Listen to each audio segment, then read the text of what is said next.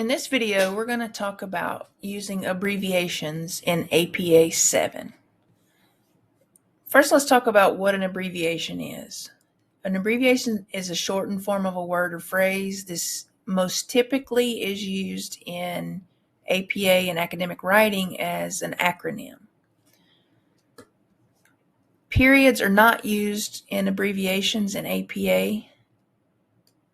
For instance, if you are writing FBI, PhD, you would simply write out FBI and PH and D, not F period, B period, I period, nor would you have the periods in between the H and the D.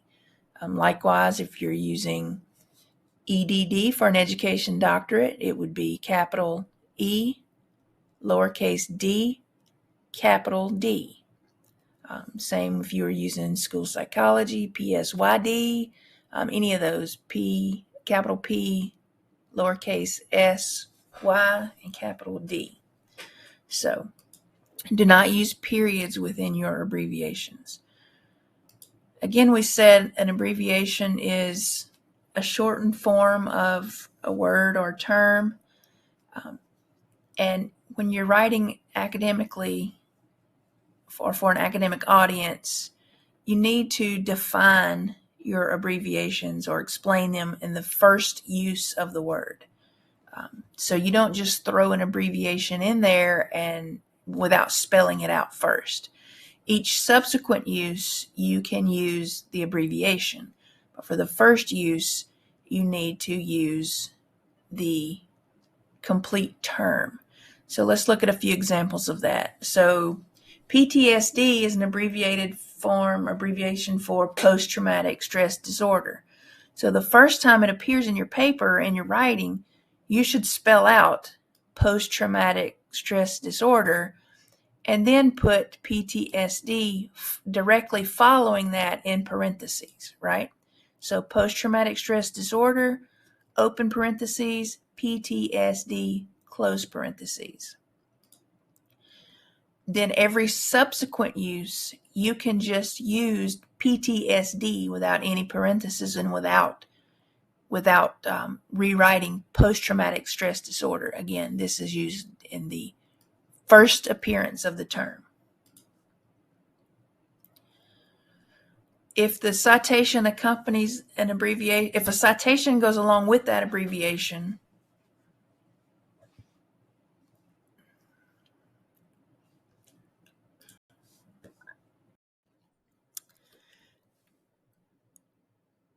when a full version of a term appears for the first time in a heading, you do not define the abbreviation in the heading.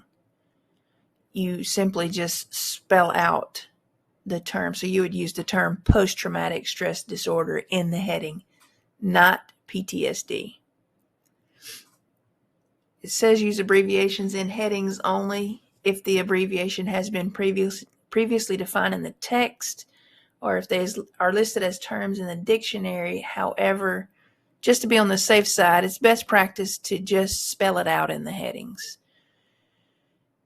If an abbreviation appears in the abstract of a paper as well as in the text of the paper, you should define it on the first use in both places. So you would spell out post-traumatic stress disorder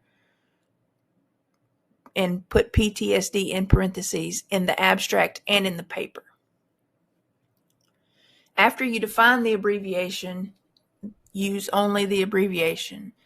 Don't jump back and forth between spelling it out and abbreviating it. So once you have put post-traumatic stress disorder in your paper and define that as PTSD, every subsequent use in your paper, you would use PTSD rather than writing out post-traumatic stress disorder. Again, don't jump between the two. There are certain times that abbreviations don't have to be explained or defined, and those are if they are listed as terms in the dictionary, such as AIDS or IQ. You don't have to write out autoimmune deficiency. You don't have to write out or syndrome. You don't have to write out intelligence quotient or any of that. If it's a measurement, you don't have to write out centimeters or kilogram. If it's a time abbreviation, you would not have to write out the word hour or minutes. Certain Latin abbreviations we'll jump to in just a second. You don't have to write those out because those are generically and universally defined abbreviations. And again, we talked earlier in a different video about statistical abbreviations. You don't have to write those out as well. So let's look at Latin abbreviations. So if it is a universally accepted and used Latin abbreviation, EG is universally accepted to mean, for example, etc., etc. is universally accepted to mean, and so forth. Another one is IE.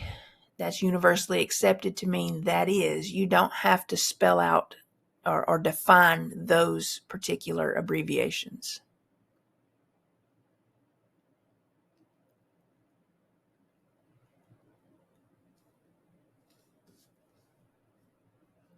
Another one that you'll encounter in academic writing and APA is et al. ET, and if you'll notice, there is no period after the T. The period comes after the L. You'll see this a lot in both narrative and parenthetical citations when we're talking about a list of authors, right? So panel et al. Would mean panel and the other authors that worked on the paper.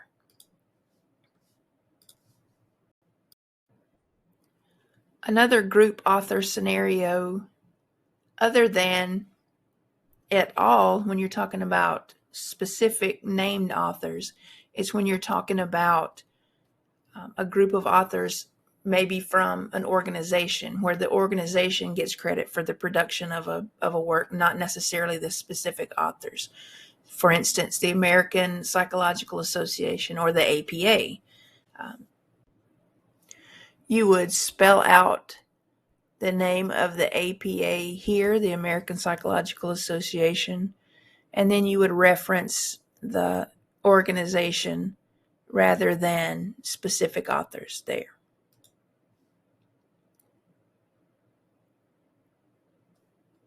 Here it again is in a reference list, which we'll talk about in another video.